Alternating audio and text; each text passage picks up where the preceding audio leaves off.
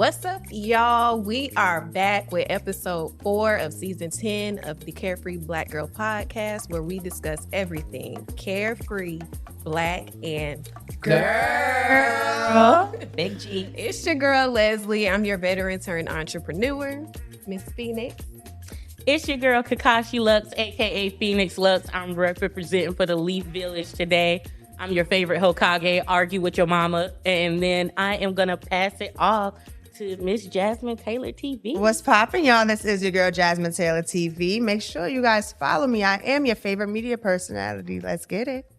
And it's your girl, Hazell Harve, the realest of the real, covering all beauty and ballroom. Now let's get this episode started. Period. So the first thing we're going to jump into is our Carefree Black Girl of the Week, y'all. Of course, you know the Olympics has been going on for the past month and some change. Mm-hmm. And our girl Simone Biles is our Carefree Black Girl of the Week.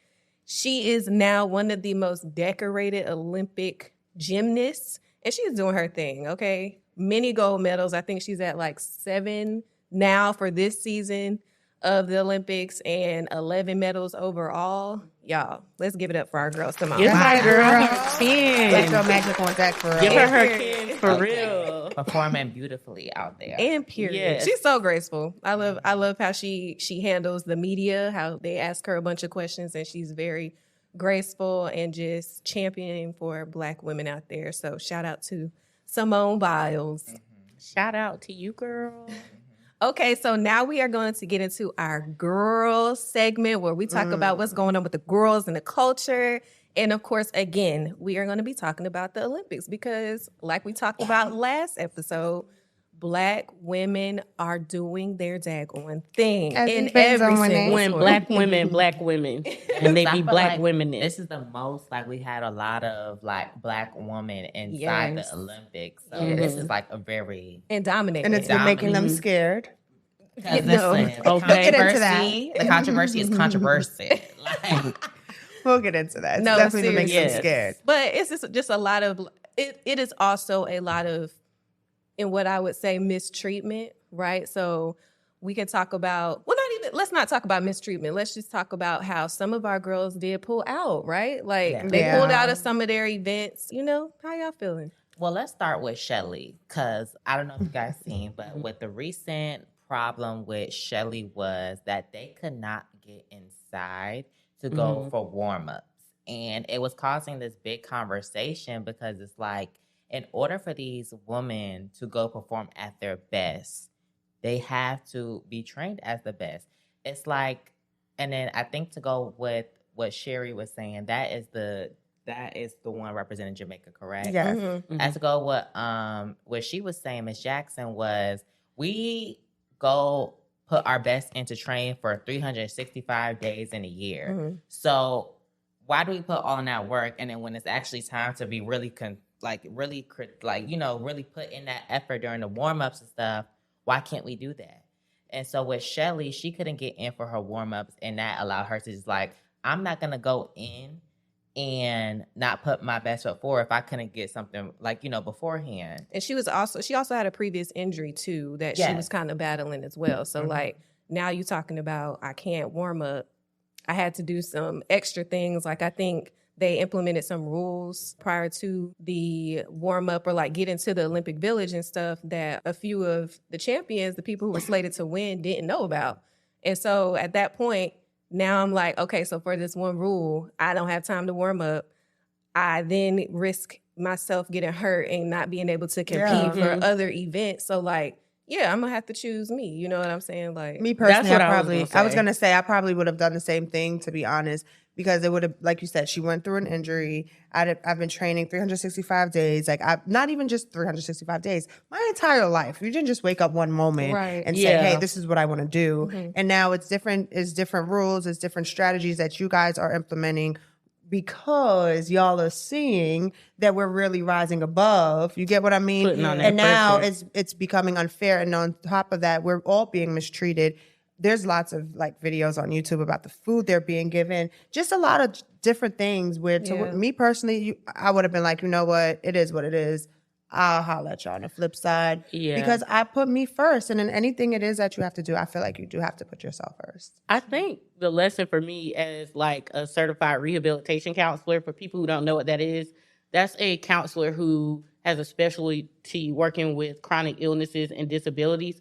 Black women are so much more likely to not be believed about their pain, about their suffering. We've seen it time again in sports with Serena Williams.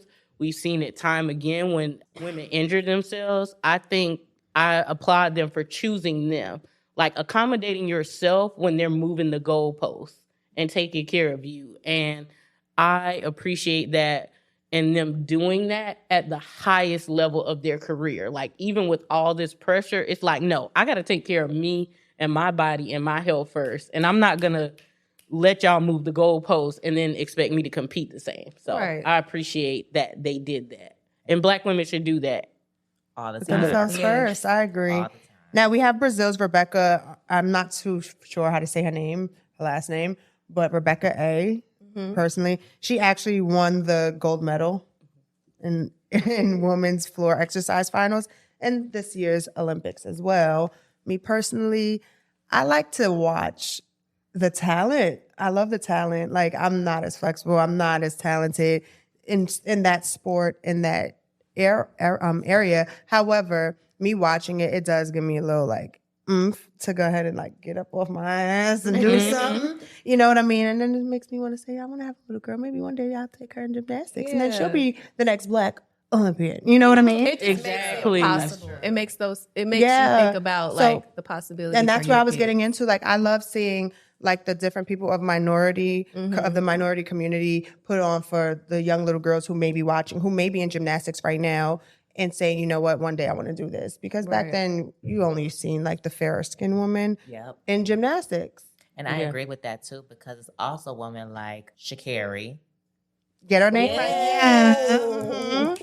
So like Sha'Carri, like, you know, she is kind of like one of our girls that's out there pushing forward. Representing Miss Flo Jo, baby.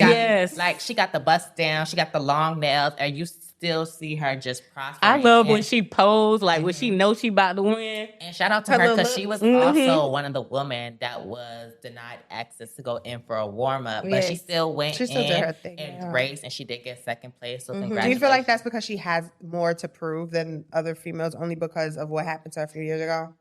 Like, I don't think it has to really do anything with her past. Like, this is the Olympics 2024. Like, for her to get this, like, you know, early in her career, I think she was just pushing forward to, you know, just to be her best self. And shout out to also Sha'Carri, Twanisha, Melissa Jefferson, who is also from South Carolina, the Carolina.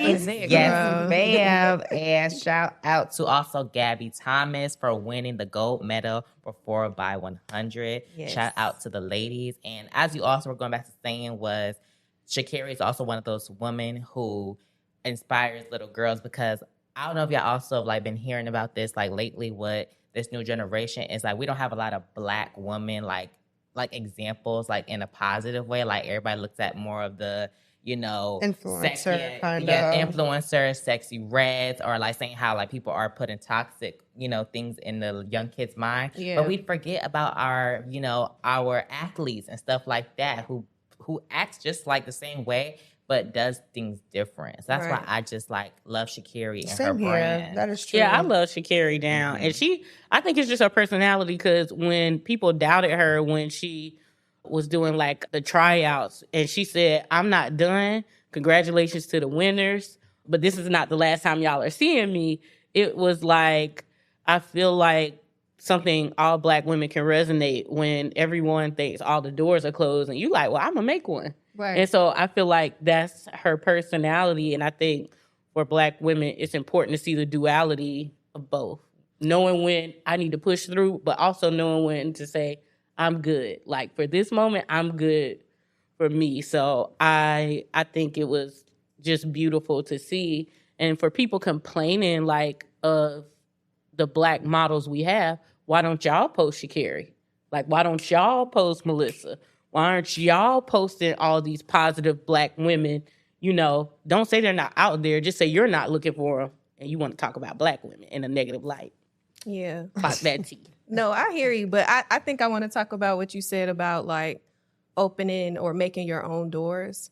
You know, there is Rebecca, there's Jordan, there's Simone, who all 3 Black women placed in the floor routines at the Olympics, honey. And the praise that those girls gave Rebecca when she stood up and got her gold medal, like, one, absolutely, period, because yes, we're going to champion and stand by Black girls, Black girl magic all day. But on the other hand, it was like 2 I'm things. tearing up because I'm fast emotional. Yes, but it was really beautiful to see, honestly. Yeah, no, but there was a lot of controversy, even from our community, about that praise. And I give my girls I hate flowers. to see it. Yeah, I really do hate to see it because we don't get enough like credit, right, from the world for what Black people do, let alone from our own community, who doesn't give us everything we deserve. So I really appreciate that they did that. Oh, but don't do it. But on top, it just goes to show you guys how hard it is as Black women, as minorities of whatever background that you come from as a minority. It can be Hispanic, it can be African American. It's just hard. It's just difficult. But to feel praise, and then let's talk about, was it Rebecca who ended up getting her medal snatched? Jordan. Yeah, so Jordan things like that. It's like, dang, I worked this hard, and now snatchies, psycho Mike, But you know what makes me like happy? What they cannot take from her. I don't know if y'all recall. I remember seeing in the social studies books of where there was an Olympian and he did the Black Power fist, and somebody joined him in solidarity, and we saw that and we learned that. They will never take that moment of Black women giving each other their flowers. Like, our kids will have that like documented and cemented as seeing like the world's greatest Olympian in gymnastics, Simone, saying, you know what? Right. I salute you too, because you're great too. Like, we don't have to be a cat fight. So I no matter what they do, like, you can't take that moment and that feeling from her, and you can't take that history from us. One, because we too loud now. Like, very true. So it just makes me like, I'm glad she's taking care of herself and stepping away from social media, but I'm also so glad that, like, that's what divine timing is. Like, they gave you your flowers. They didn't only just stand there beside you and like smile, hold their bouquet like me. It's like, no, right. it's we here together. We did this, and they can't take that moment from her, and they can't take like the feelings that we feel now from us. Right. Absolutely not. But like with this Jordan situation, like, what is the exact moment are they trying to take away from her? So, like, because I've heard about it, but like, what's the deep details about it? So there was a skill that the judges didn't necessarily factor into her overall score originally. So her coach submitted like a appeal or like a rebuttal. I'm not sure the right terminology. And then they ended up counting it, which resulted in her winning bronze. But then someone, I don't know who, but someone challenged that because apparently there's like a time limit to when a coach can, or when anybody can like appeal it. 60 seconds. She was like 4 seconds. They were 4 seconds late on doing that. And that's why I feel like it's all just, it's BS because it's like, y'all should have counted it in the first place. Right? So you should have counted it in the first place. Somebody appeals it. You're like, oh, yeah, I agree with you. And then because you didn't make the time limit, now it's like, oh, yeah, you're going to have to give that medal back. It's just like the technicalities, bro. Like, it's stupid. Y'all, but it's in the research that Black women and Black people in general are more heavily surveilled and supervised in their jobs than anyone else. And this is their job. I'm sure. And so that same thing still applies. And that's why, like, the reason I even got into a doctorate, we don't know the research because we're often not included in it, but we don't know how that affects our everyday. Like, these, from the person who works at McDonald's to an Olympian, and you're a Black woman, they're watching you down to the T. So much so that they may not notice anybody else making any mistakes. And so I think it's really important in this moment. Like, people are like, well, it's the rules. No, it's not the rules. Because when it's somebody else, y'all can move the goalposts. Right. Y'all, so Yeah. I think, like, this has been, like, a great thing for everybody to witness, whether you're in sports or not, because you just get to see almost all of the things we deal with as Black women at play at the highest level. And it shows you, like, it does not matter. Black women struggle from, like, the top to the bottom. Right. So I think we could just clear it off with shout out to Jordan, and we hope that you are taking your time to, take your space and live with this. And I hope the Olympics learn to take this more seriously for our women, our Black women, like, learn to get things right so we wouldn't have to face with this, so Jordan doesn't have to face with this either as well. So shout out to Jordan. Yes. We love you, girl. Continue making them uncomfortable.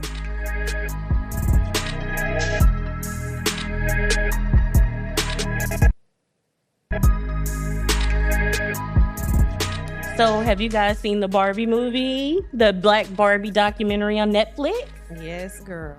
So I haven't watched it, but I'm definitely, what's crazy? I use our pod sister time to get informed. I'm a host, but I'm also a consumer. Yes. So when y'all put me on, I go home and be like, oh, let me check this out. My sister said, go do this. So that's how I'm doing.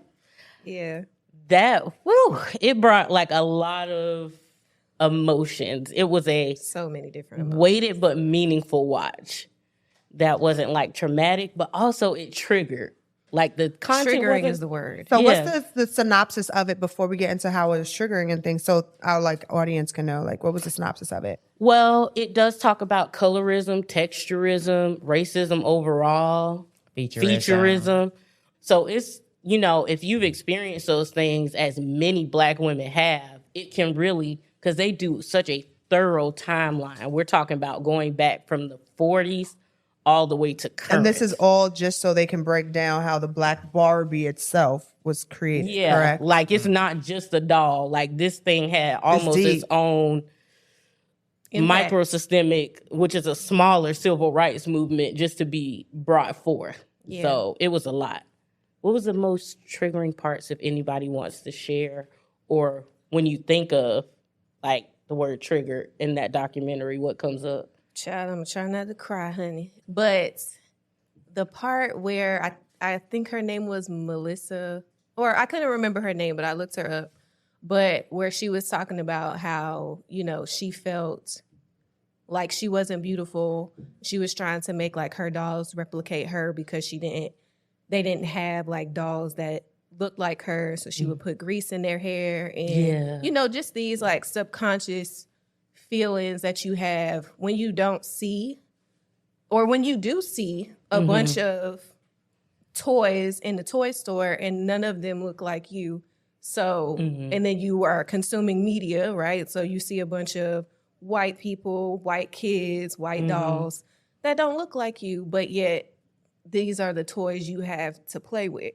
And then, so that part, and she started crying. I was like, dang, I really didn't realize that was kind of my own sentiment subconsciously, because when I would go into toy stores, that's exactly what I would see. And at that time, when I was younger, I was living in Germany with my mom. Yeah, my mom was deployed to Germany and everything. So there was this toy store that was where we would go after we'd leave the grocery store or whatever. And all the Barbies were white. And I also remember when I was younger having the white doll, and my mama brought me a black doll, and I told her that I didn't want the black doll.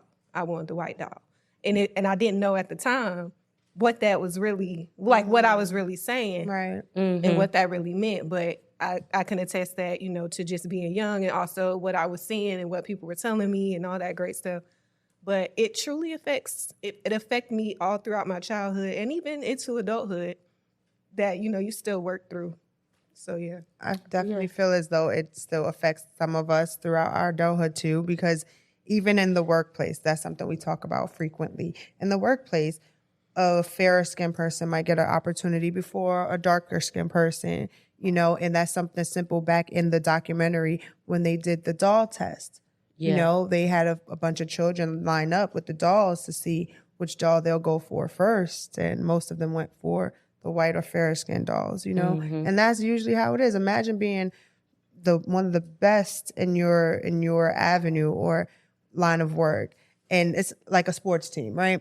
And you know you're good, but because you're not of societal liking, you're picked last for something. Yeah.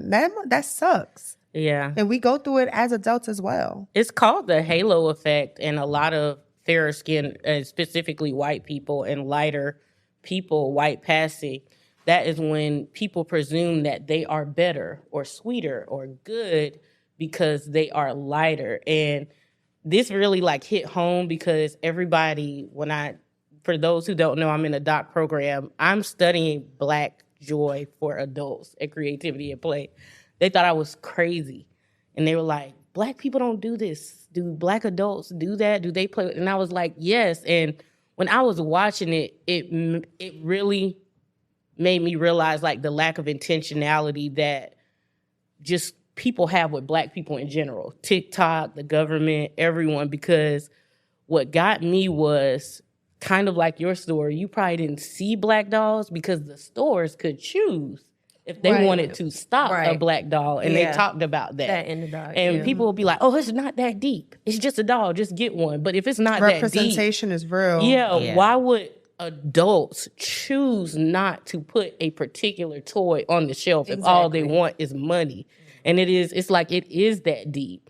And it's like, it's a reason why I'm like in cosplay now, because I don't think what this documentary showed me is we don't spend enough time showing Black children happy adults. We show them hardworking, persevering, honest, but happy, but playful, but joyful. And then it's like when, you know, they go through those teenage stages, all of them do, but our Black kids are different.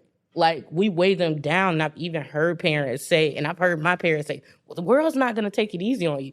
That's why you should. That's why, exactly. Yeah. The harshness is inevitable. It's going to come. Yeah. And it just, seeing just this timeline of this doll, and it took, I think they said 26 years for the first official Black Barbie to be produced, just for our kids to have it. It was like, that was like mind-boggling to me, because it made me think of like, not even me, but like my parents and my grandparents. Like, what world did y'all grow up in? Sitting here talking about this, like talking about the fair skin and the Black dolls, it reminds me of like some years ago, my wife and I, we were like just talking, and I said something so hurtful to her. I was like, well, you wouldn't understand because you're light skinned.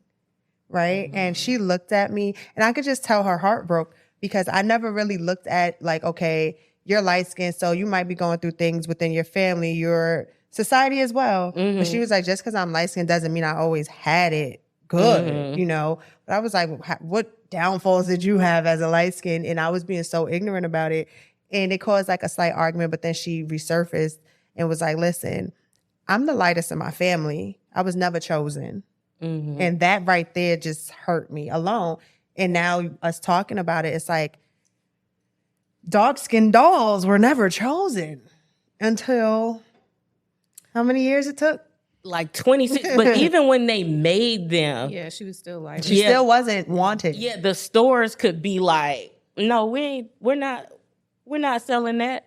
And it's like the lack of control.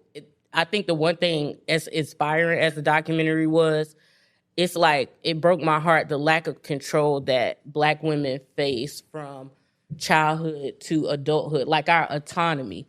Like, how are you going to tell us they've already made the doll? And y'all like, no, you still can't see yourself. Your kids can't either. And then it's like, how do you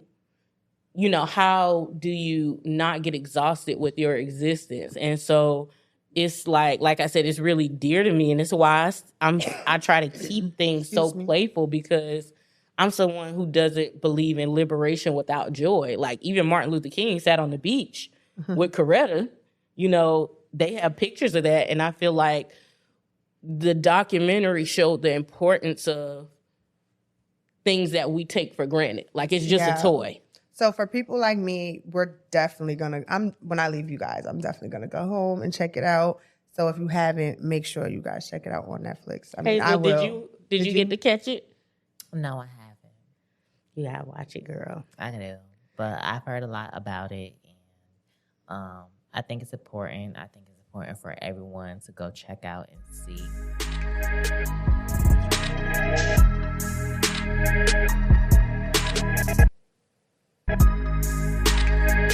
It is now time for our next segment, bops or nots. So the first topic I want to bring up is basically do it yourselves. Like basically doing your own hair, doing your own makeup, doing your own nails, anything self-care, or it could even be setting up your own furniture, anything like that. I'm so here for it. DIY bops or not. 1, 2, 3.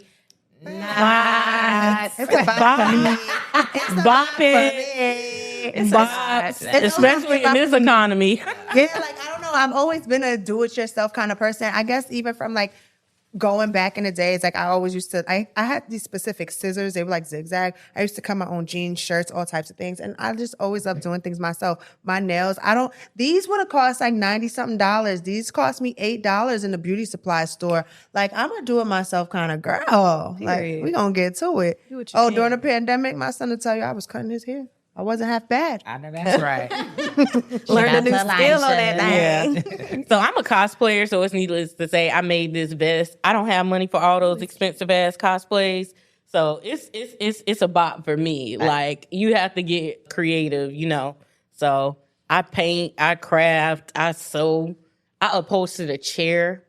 Yeah, so oh yeah, you a real do it yourself. I ain't that deep, but go ahead, girl. What's your bad self? For me, it just I would never have those. Girl. I would just never have those. No, it's just I would never have those skills. Like the way y'all do it and it comes out perfectly. Love it. But me, no. Like it's just some people that got the talent and skills to do like on your own and it comes out perfectly. Do you know how to braid?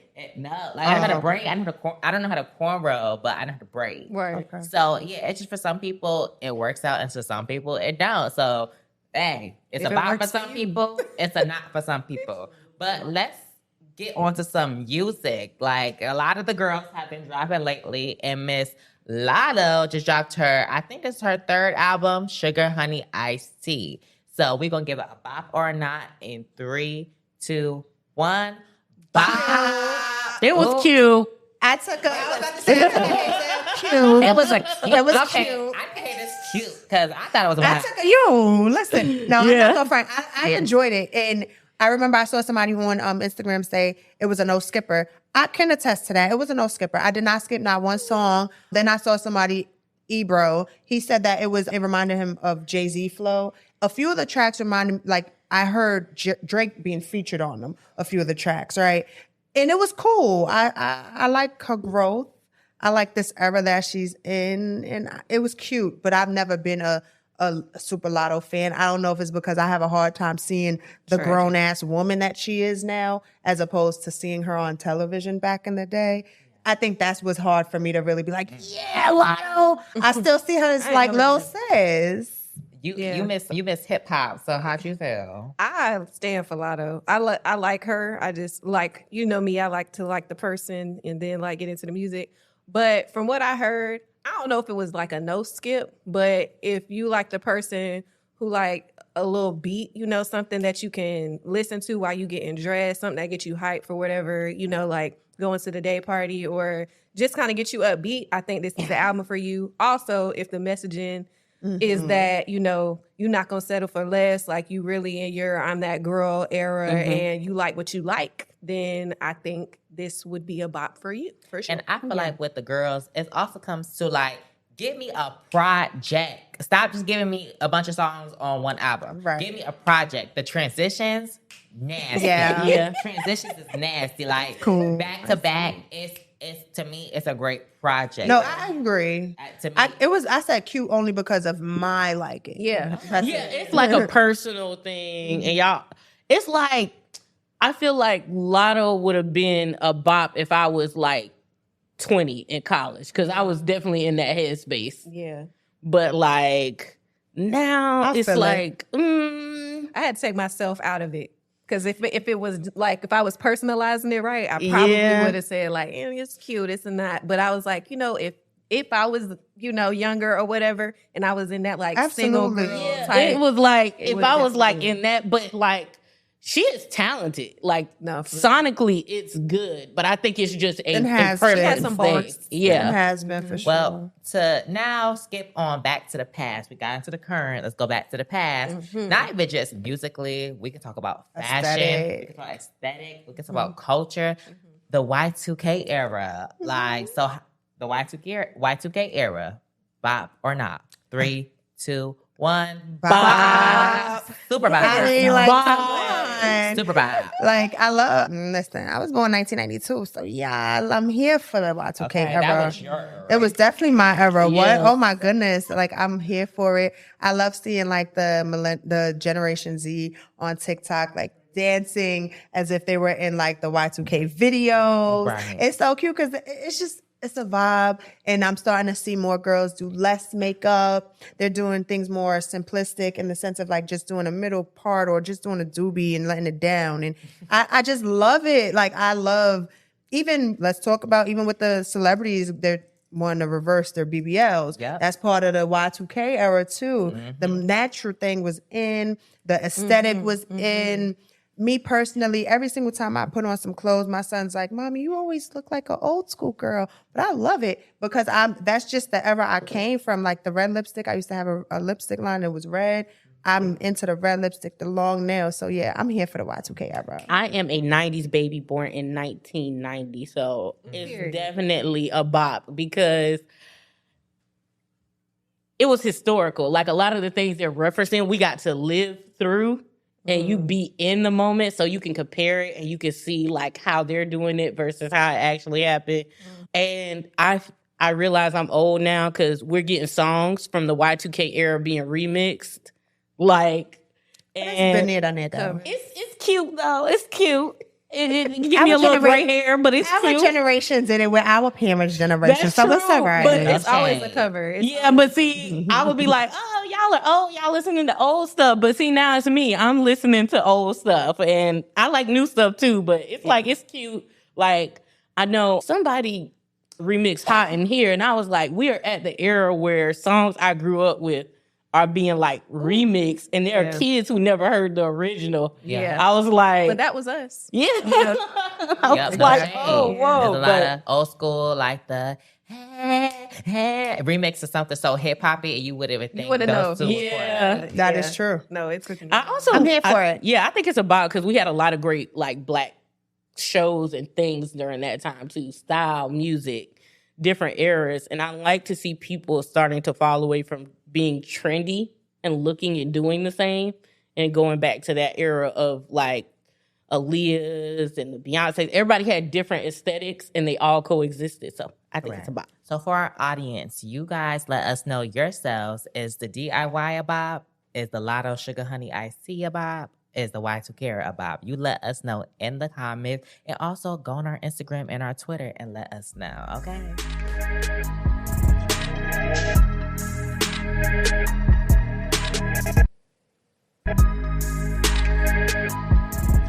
Okay, y'all. So before we head out, we want to talk about our girl to watch, which is Miss Leia. Okay, she is a singer, and she's giving us, that 90s, 2000s R&B vibe, which I absolutely love because I am also a 90s baby, period. She has a new single out that's called Ain't Sad About It. So be sure to check her out. Y'all do y'all research. Show Miss Leia some love, okay? Now is our Black business to watch, which is Socialite Charlotte Magazine. They are a cultural magazine that's highlighting all things trends, all things lifestyle, and all things culture, okay? So be sure to get into them and check them out. And of course, support. We need to give all the support to our Black businesses. Okay.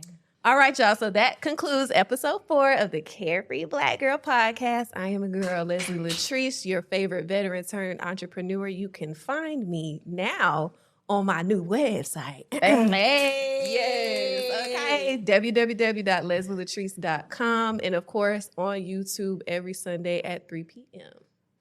Miss Hazell. I'm your girl, Hazell Harve, on all platforms, HAZELLHARVE. Period. And I'm the realest of the real, and I will see you guys next time. Me, I am your girl, Jasmine Taylor TV. You can follow me on all social media platforms, Jasmine Taylor TV, or like Lil Mama said, Google me, baby. Period. Hey, and it's your girl, Phoenix Luxe, your favorite fantasy baddie and therapy. You can catch me on all platforms at Phoenix Luxe, spreading magic near you. Hey, we'll see y'all on the next episode. Bye. On myself.